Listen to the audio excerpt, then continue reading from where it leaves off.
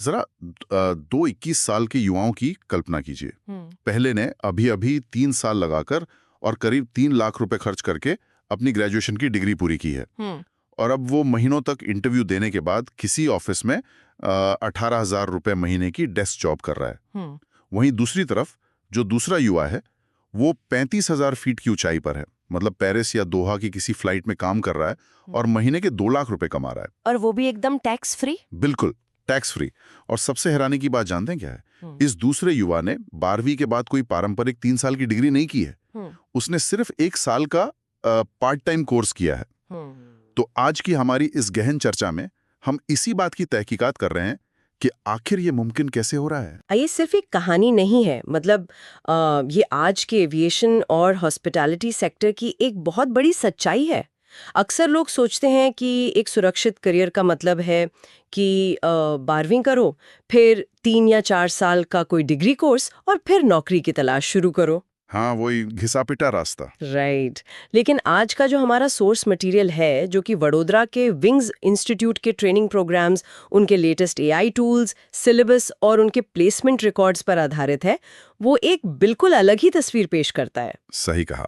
और आज का हमारा मिशन भी यही है कि हम इसे एक सेल्स एक्सपर्ट के नजरिए से समझें, या यूं कहें कि इंडस्ट्री की मांग के नजरिए से देखें कि ये एयर होस्टेस और एविएशन कोर्स वास्तव में है क्या।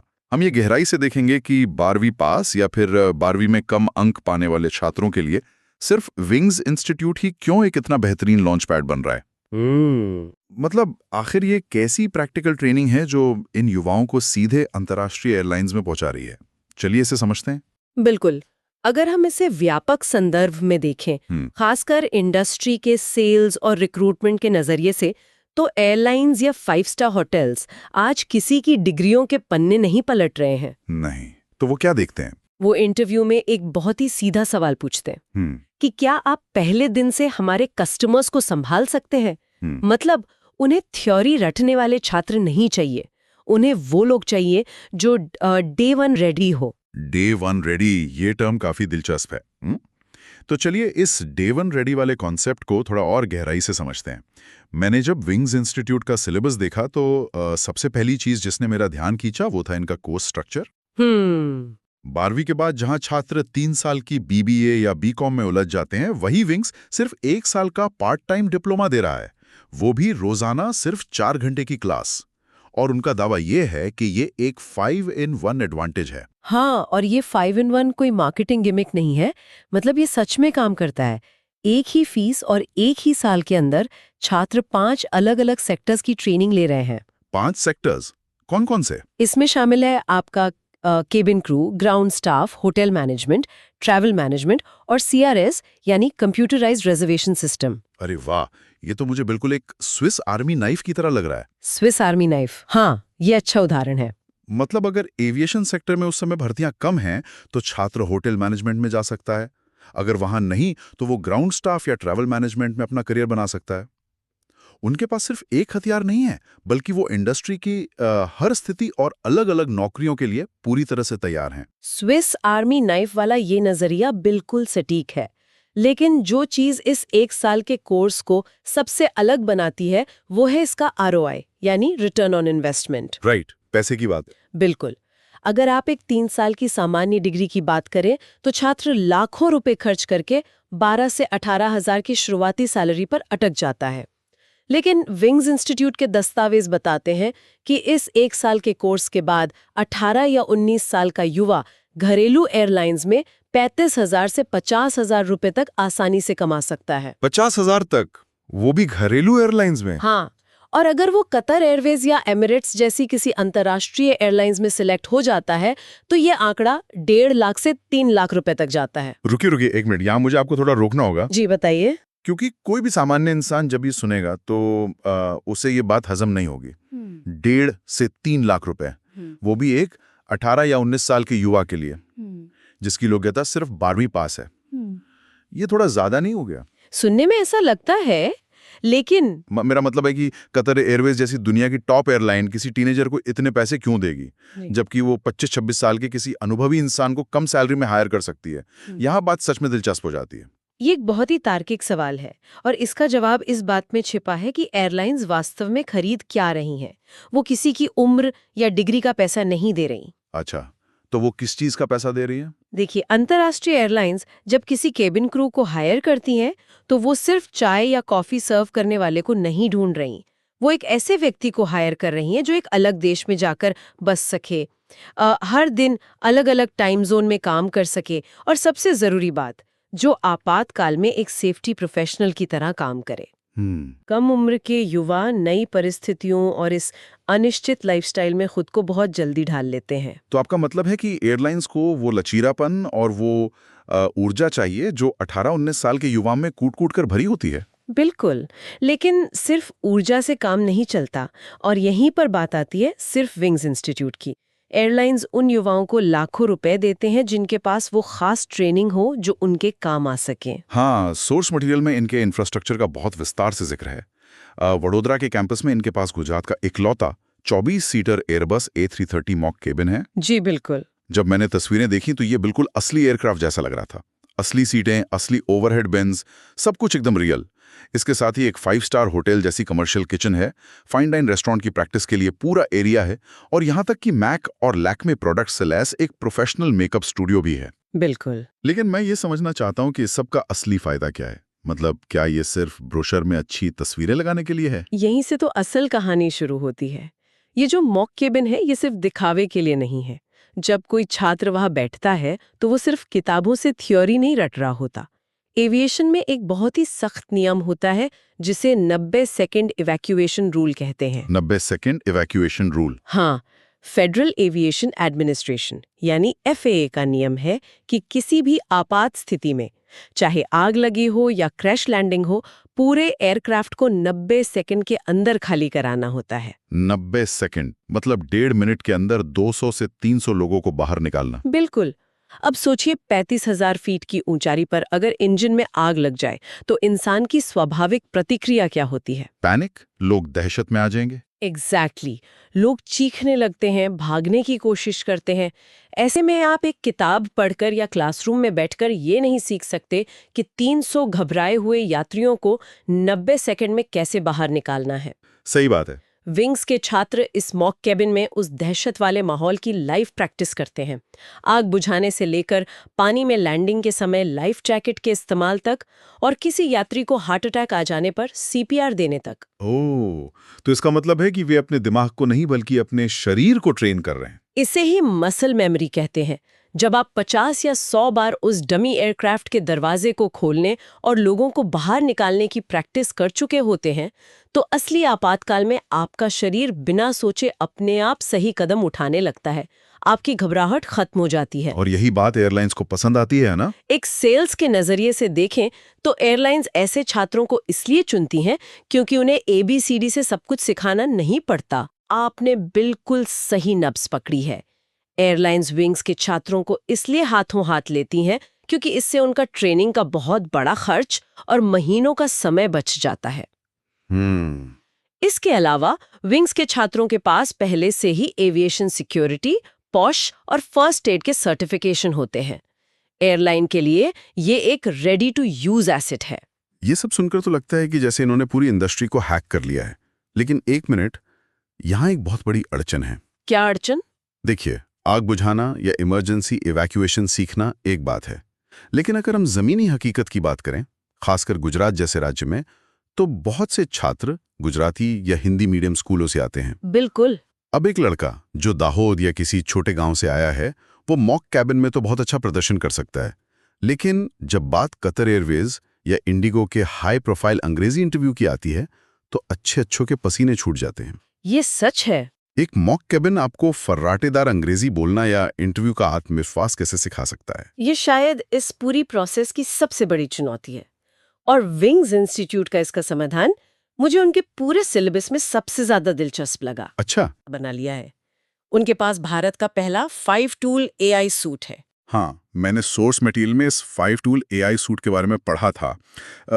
मुझे समझ आता है कि कोडिंग या डेटा एनालिसिस के लिए AI का इस्तेमाल होता है, लेकिन एक मशीन किसी इंसान को हॉस्पिटैलिटी या अतिथि सत्कार कैसे सिखा सकती है? वो ऐसे कि इसमें उनका एक टूल है AIPA सिम्युलेटर, जो अनाउंसमेंट की प्रैक्टिस करवाता है।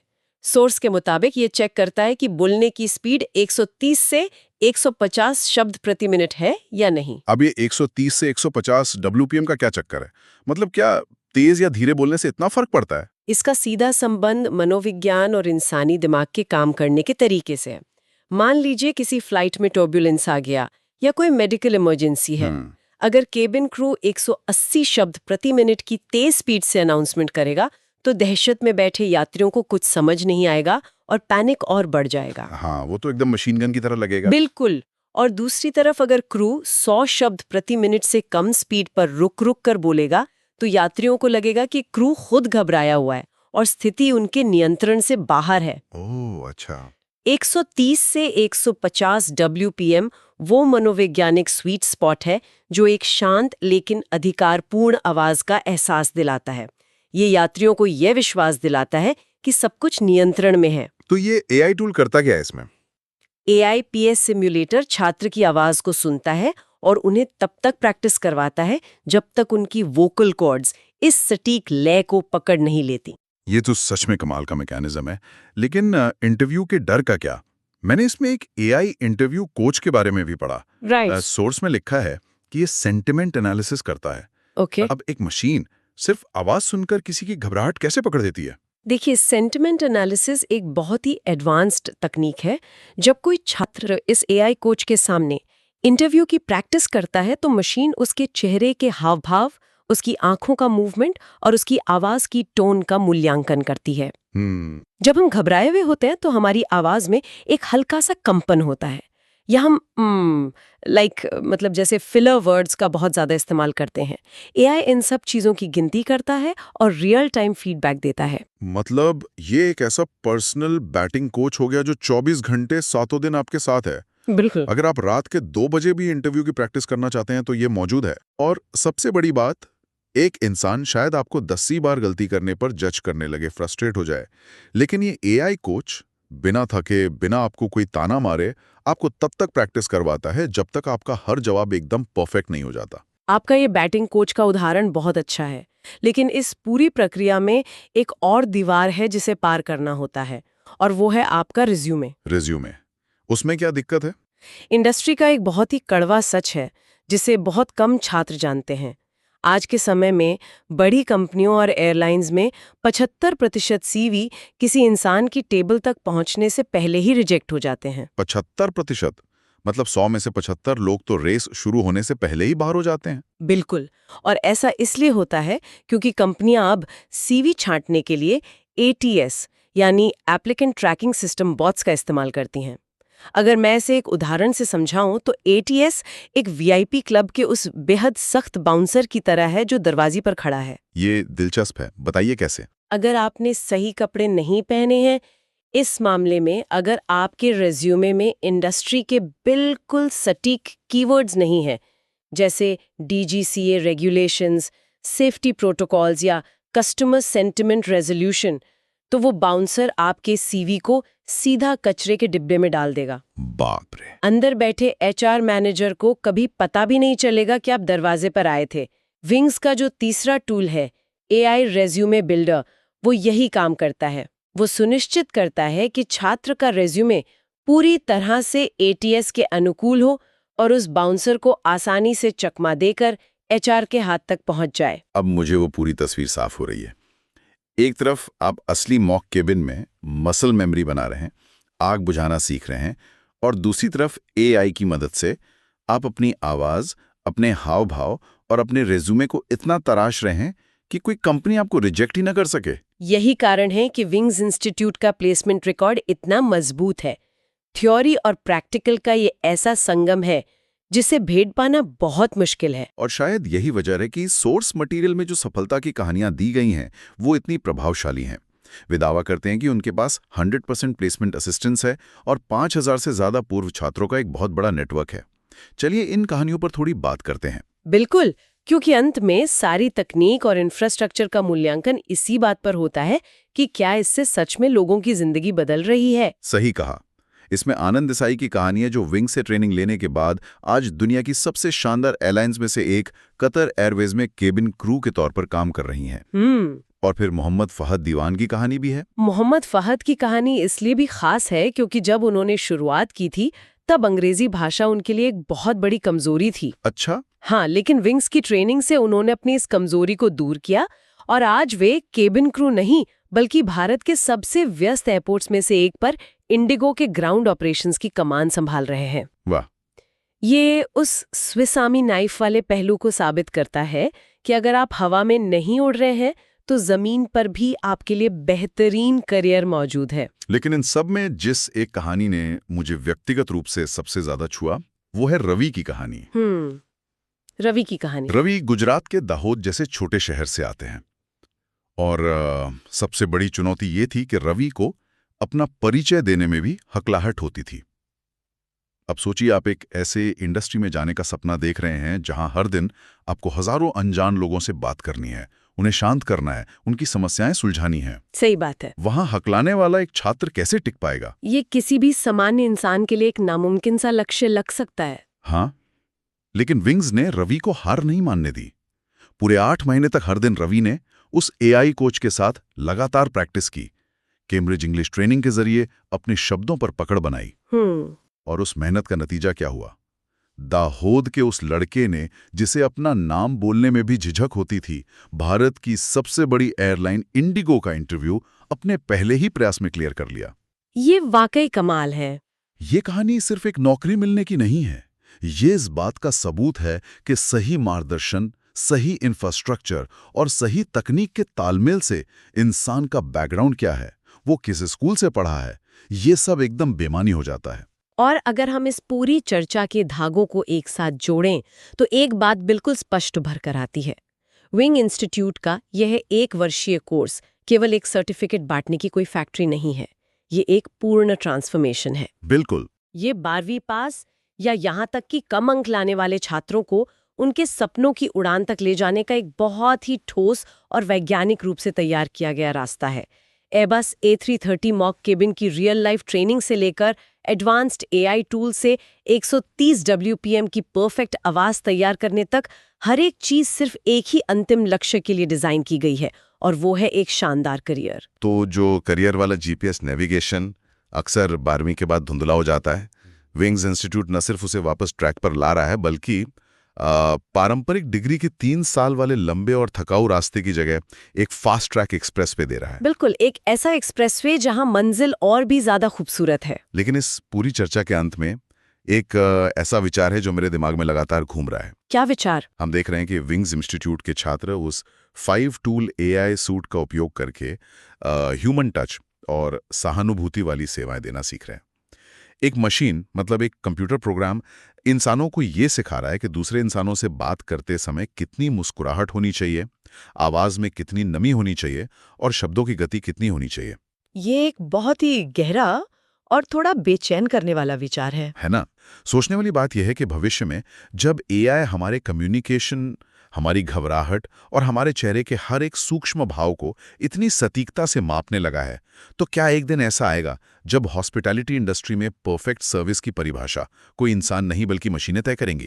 और अगर ऐसा है तो उस दुनिया में असली, बिना मापे हुए, बिना एआई के कैलकुलेट किए हुए इंसानी जज्बातों की क्या अहमियत रह जाएगी?